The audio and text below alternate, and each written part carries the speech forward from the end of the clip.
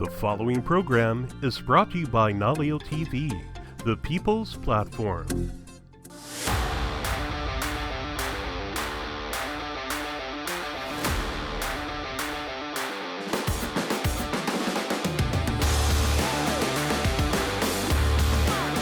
Aloha!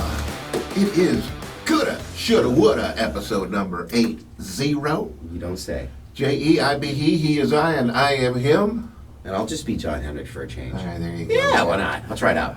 Well, Oh, what? for some, there was a wonderful weekend, and for others, I couldn't believe my eyes. And Yeah. I mean, there was Tears. tears, there was anxiety, there was trepidation, and then there was finalization. And on the other side of the coin, joy. Yes. Just potential. Anxious. Ecstasy. Yeah. I mean, whatever you want to call Come it. on, come That's how it on. works, baby. And That's then, how it works at this what? time of year. No! Yeah. Okay. Wait, what? And then some curse words that we don't on a family show with. Kick we're things not gonna off get as- into that. As the way they presented it to us, okay, so the first game of the weekend What was the first game of the weekend? was Denver and Buffalo. Was that the first game or That the was- last game? This is that what I'm was- still thinking about. No, you're right. It was. It was the very first game. first- Set us off on a course, did it My not? goodness gracious. Ah. But it turned out to be an entertaining game. I was going to see what word you were going to select to describe it. Entertaining, yeah. Up and down for both sides. Yeah, correct. Which is what the NFL ultimately wants beyond competitiveness is entertainment because nothing else matters. Okay, fine. So it was entertaining. We'll use that word for now. But you're speechless. A little Yeah. bit. No, and I'm not, and you're a professional. And I'm just playing because game kind of leaves you a little bit like, what did I just see? And what good comes out of this? Well, I was surprised in a couple of aspects of it. Talk to me. Tell me something. The Buffalo defense rose up on occasion I agree. to give them opportunities. Yes, it Okay. did. Yes. Well, I mean, They- Cook did a pretty good job. I thought he was fine minus putting the ball on the ground. That was one, and that was the word of the day, putting the ball on the ground. Some mistakes by Josh that came back to haunt him, boy. The 16 seconds left to go in the half, and you're trying to create something. Maybe give us an opportunity because we've got a pretty know. good kicker. We'll go ahead and see if we can get... But there were no timeouts, G. I know. And he didn't head towards the sidelines. And And, then they don't have a long kicker. I was told Mrs. Hendricks, time to walk away. It's time for a knee. You take the knee. You're already down. Go You back. give up that touchdown. You get the ball first. You start the game over in the second half. You're down. Don't understand it at all. And then when he just kind of flicks it out on the ground, let me tell you something at that point. My doubts started coming in that this was not going to be the year. Even that James Cook fumble that first time. Okay, you're up, 7-3? There you go. You're threatening. You're ready to- You're showing yourself as the dominant team that have got the better game plan, the better players perhaps, and to put it on the ground there, momentum, big momentum shift, and then to give up those 3 points, just give them away. Just giving away Gosh points like they're darn, man. nothing. Giving away points like you're Ben Johnson. We'll go over that later. But just to give them up, I'm going, I don't know. So you use the word for Josh Allen, some mistakes. Now, some is not a numerical figure. The word we usually associate with him is magic. Yeah. The word was tragic yesterday. Fair. It was. It truly was. And you could see it on his face post-game, man. He felt Yeah, and terrible. let's just say, we're skipping a lot of things that happened because, quite frankly, Yes. the details were entertaining, but really the overall story is, and I'm going to say this too, this is hard, for Mrs. Hendricks too. Okay, so if you're a fan of Buffalo, there's a lot to not like about that game that has nothing to do with Josh Allen. I get all of that. Right, I know where you're going. And I don't want even, if you're going to, don't ask me if it was a catch or not. Don't ask me. Don't ask me. Just don't ask me. I'll just say that Des Bryant said it was. There you go. But for what it's worth, Des Bryant said it was a catch. But that's not the problem. The problem is, especially after the game, when you look at those moments, that the catcher wasn't at a catch that would have set them up for a pretty short field goal to move on. After everything that went wrong and everything that they, meaning the Bills, did wrong. Okay, you got that. Then you got the pass interference calls. Okay, you got that too. Pass interference, two of them, man. If you want to complain about any of those things after the game, whether you're Josh Allen, Sean McDermott, or a Bills fan, here's what you are.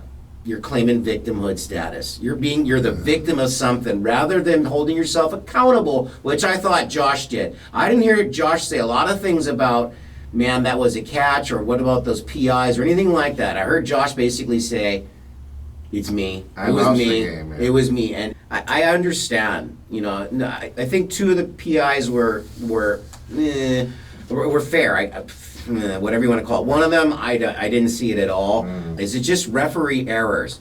Okay, maybe. They're humans. Guess who made more errors than the referees in this game? The players on both sides. Rough. Well, let's see. For the Denver Broncos, okay. Yeah. There you go. Didn't look too bad. They got some good defensive players on that side of the ball. Yeah, but go back to your word. Not magic. Tragic. So ultimately, Denver gets out of this game. You tell me who their starting quarterback is now, because breaking news, if you didn't know, literally breaking news.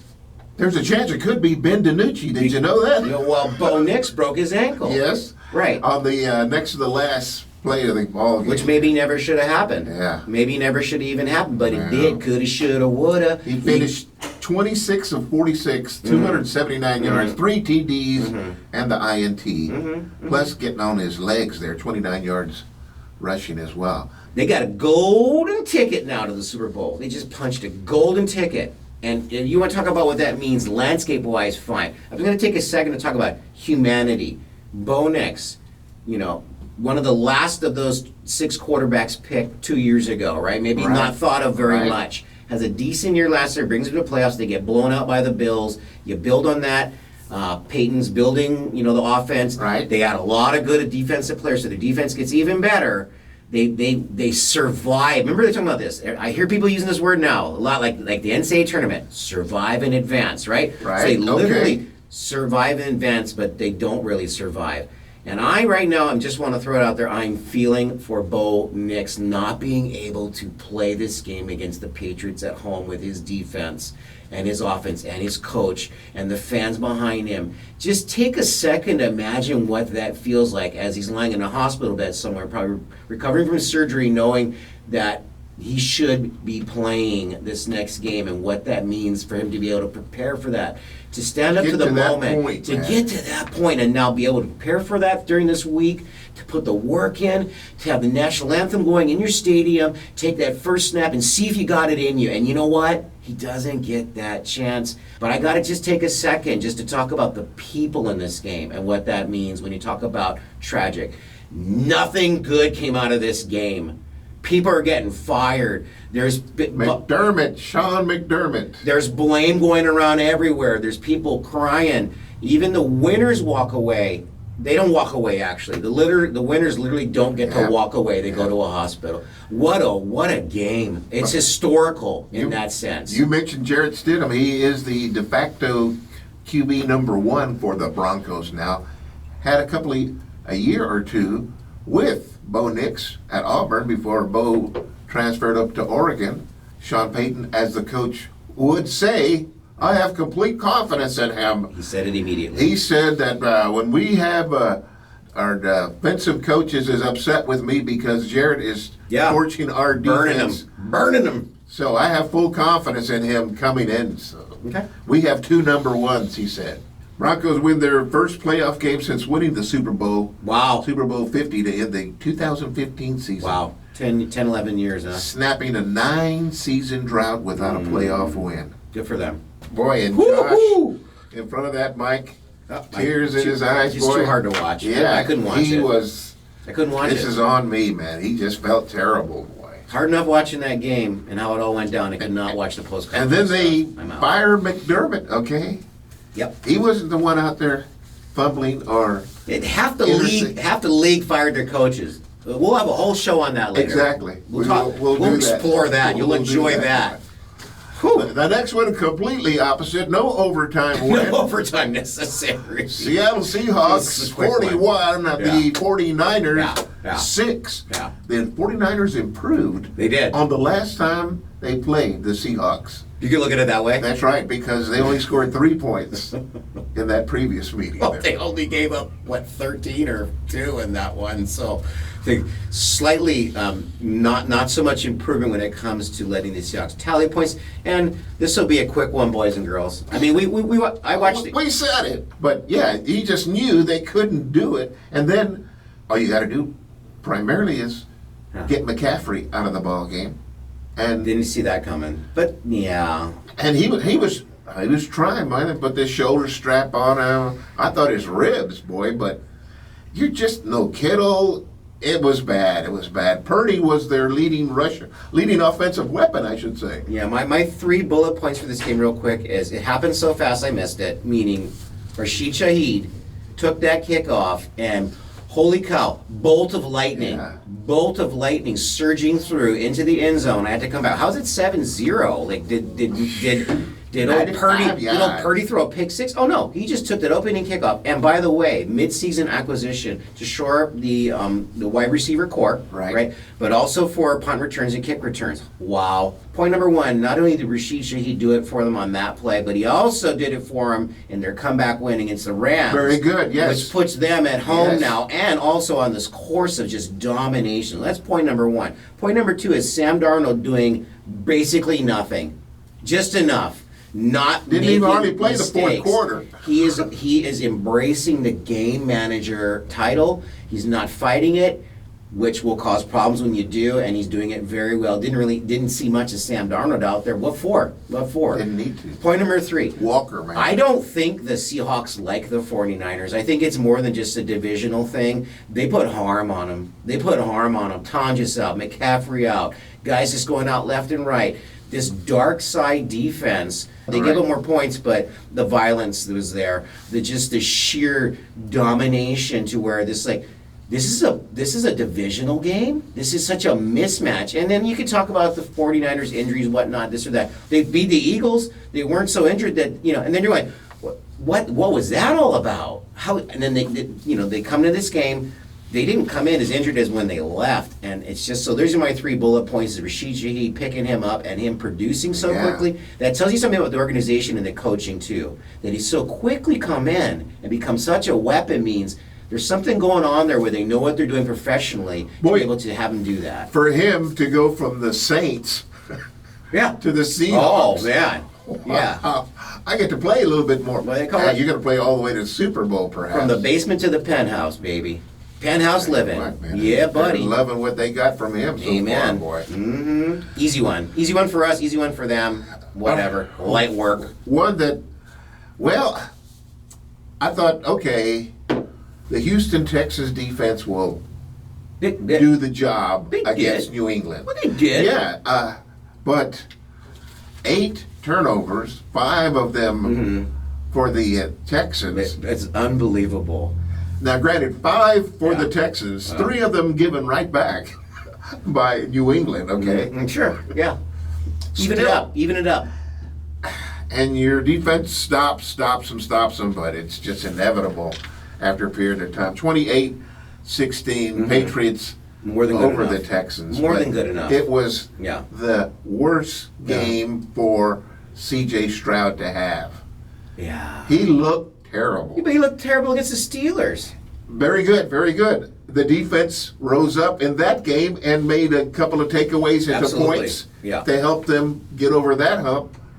Didn't happen here. And the Texans are playing a much better team, meaning the Patriots are much better than the Steelers. In fact, their defense, Patriots' defense is much better. It's right up there. I mean, it doesn't have a lot of holes. I mean, they fly to the ball, boy. Talk about the Seahawks, the Broncos, and the Texans, the top 3. But New England's not far down the line when it comes to playing defense, especially against a quarterback that lacks confidence and unsure. And all those turnovers and everything that's going on in that thing. I asked Mrs. Hendricks, give me just your description of this game, because she continued to watch football after her heart was broken, and I feel for you. Yeah. Love you, babe. She continued to watch football, but she goes, this is a bleeping clown show. That's what she called that game, as a clown show. We thought the Chicago and Rams game was going to be affected by weather, but this one was definitely affected by weather. Slippery, balls coming out weird. How much of that ball coming out weird, though, is just C.J. Stroud just lacking confidence in his arm and You what's can going tell. on? The first couple of possessions for Yeah. Houston, Yeah. the confidence out the window for him, okay? Then he threw the interception, right? Yeah. Then they get the ball back again. Yeah. And now he's playing Mr. Tentative. Everything was either behind the receiver, it was bad. He looked terrible. Yeah. I thought for sure they were going to bring David Mills in. Mrs. Sender said the same things. Where's General Mills? And then and somebody had the audacity, the halftime show, to bring it up. I'm like, yeah, so it's a real thing. I don't know. I mean, Gosh, yeah, he was terrible. poor guy. Again, another thing, just a reminder, these are human beings or what. It's not pro wrestling when guys know they're going to look bad and they signed up for it. I can just imagine. I know. Ooh, the argument out there. They're multi-gazillionaires. They're famous. People love them. They can get over it. Like, I don't know. Hey, This is tough, man. tough stuff. And you're putting yourself out there for it, knowing that there are very few that are, even if you don't win the Super Bowl, very few teams, players are going to look that well. That's okay. You're on an upward trajectory. You did fine. It's not on you. You can get beat up for even playing mediocre, but playing really poorly when everything's on the line and having a defense like that. To go back to Josh Allen, he said Yeah. this was going to be with me for a long time. Dying day. Yeah. No, Yeah. I mean, dying day a long time from now, when he's an old man, he'll be sitting there, hopefully with a couple of Gosh. rings, but I don't know. I don't know. Them rings be hard to get. Prove the point. The Texans, okay? Trailing by 12, 4:03 to left to play. That it was there almost, right? And he punted the ball away. Yeah, yeah. And now, granted, it was 4th and 15, 18 or whatever, but, I mean, you're behind by 12. Let's make something happen here. No, I'm going to punt it because my offense They don't cannot have get they don't that. have a 19-yard play in them. I have more confidence in my defense to get the ball back again. Sure, especially because May, much as he did in the first round, wasn't careful with the ball. He wasn't Sam Darnold. But that being said, another takeaway from that game, when it comes to the young Patriots under their brand new head coach, second-year quarterback, Drake made really good throws when they needed them. He did. He made some doozies again. And let's point out too, probably against if Seattle's the best defense, it's like that old 1A 1B thing. The Texans are right there, buddy. And they were healthy. They were fine. They're firing all cylinders, knowing that really it was on them, being the Texans defense, Right. to keep this close. That's right. And give this a chance to win, and maybe win the game with a score. So Defensive score, to Drake May's credit, and to the coaching staff there, Josh McDaniel, the offensive coordinator, coming through with timely plays, timely touchdowns to really put it out of reach and turn it into a 12-point win and put up 28 points. And I understand some of those points are created by your defense and poor play by the Texans and C.J. Stroud in particular. All that being said, now again, let's be a little easy on C.J. Stroud. No Nico Collins to start the game. You're losing tight ends and receivers during the game. You're down to your third and fourth guys that you want to throw the ball to. I don't even know what word. I don't know primary, secondary, tertiary. Know those words. I don't know what fourth is. That tertiary. Yeah. There ain't nothing left in the cupboard, man. Ain't nothing left there for him. And they're everybody saying, "Oh, I just got to bite down, grin down, bear down, and go get it." Not a lot left. Wasn't there from the beginning. Got worse at the end. And now the Patriots have a golden ticket. Boy, but Vrabel there now, a new era perhaps. First okay? year, no problem. The thing that gets me, again, Cowboy Nation, is, gosh. boy, they were there for so many years, and every year, like every winter comes, that means the playoffs in New England, okay? Yeah. And then a couple of winters, no playoffs, man.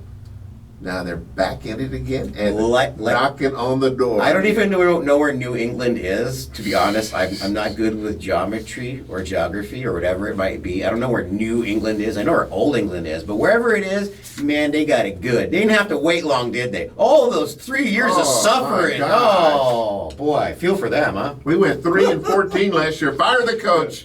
All right, and then the final ball game. Pretty darn good one, boy. Yeah. The Rams and the Chicago Bears. Yeah. And Caleb Williams continues to put highlight material up there. Last week, we were, wow, what a pass it was on that. Is this one better? This one seemed better. We don't got it. If you watch football, if you're bothering to watch the show, you know what throw we're talking about already. It was 4th and 14. Yeah. He threw it basically 50 yards.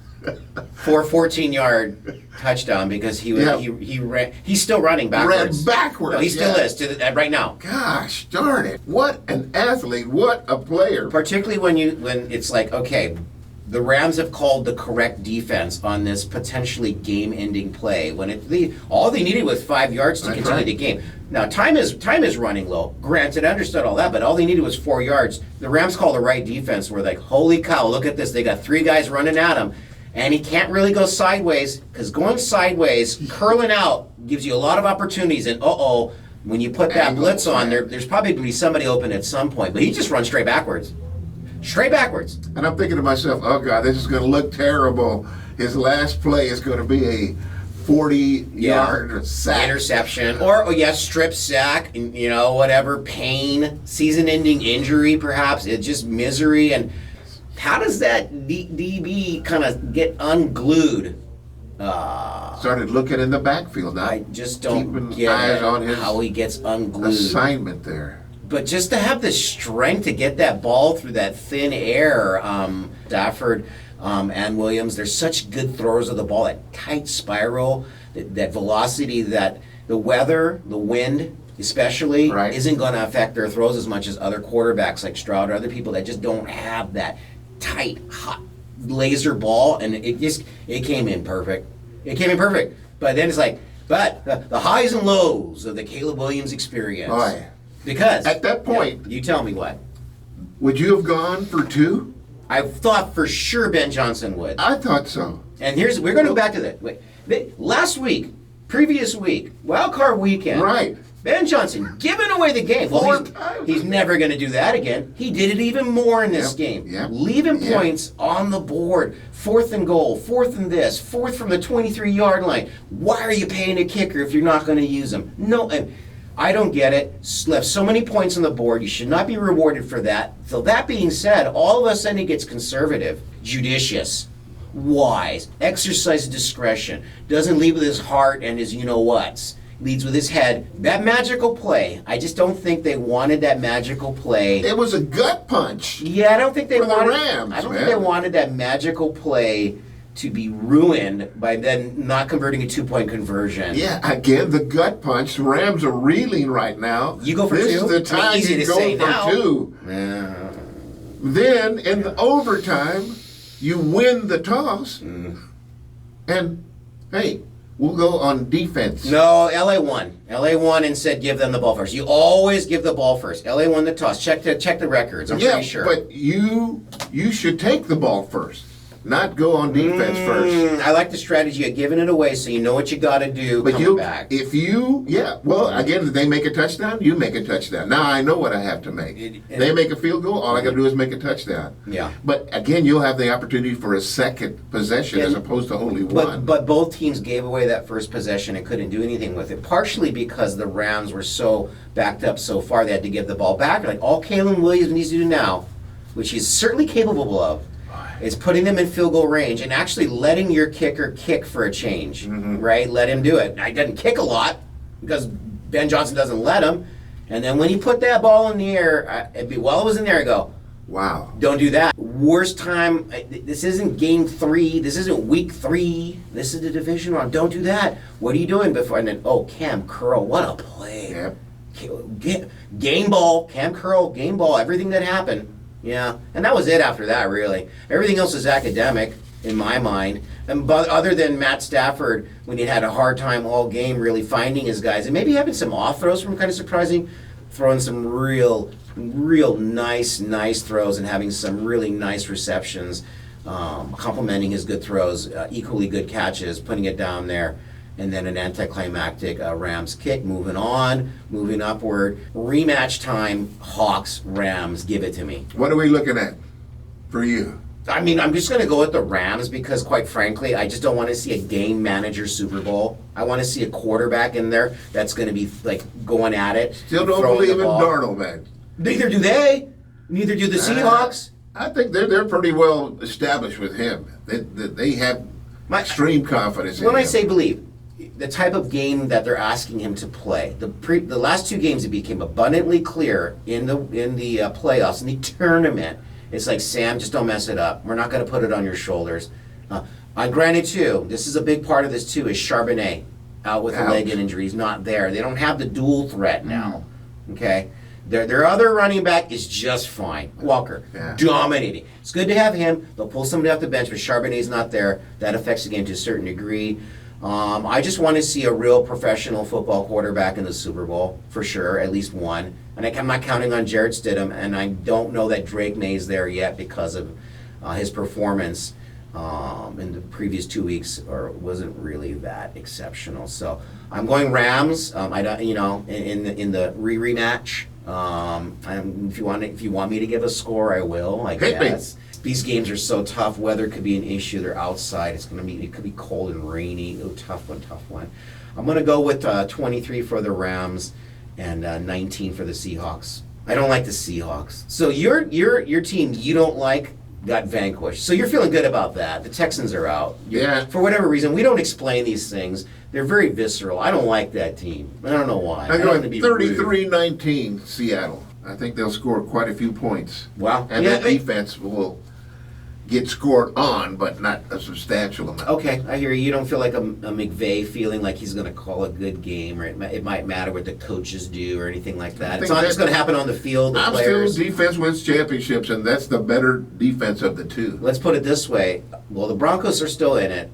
I think it might be the best defense left if the Texans had managed to find a way to win that game. That's how good that defense is and continues to be, and healthy too. So yeah, I'm picking the underdog, probably, hopefully. As soon as that game was over, and then I found out, friends were texting me later that Bo Nix's ankle was broken. And my heart was broken in a way because I want to see the best go against the best. I just don't see the pathway to put in somebody that hasn't thrown an NFL pass in 2.5 years.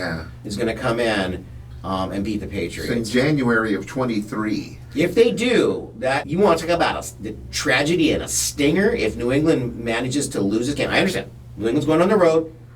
Broncos defense is intact.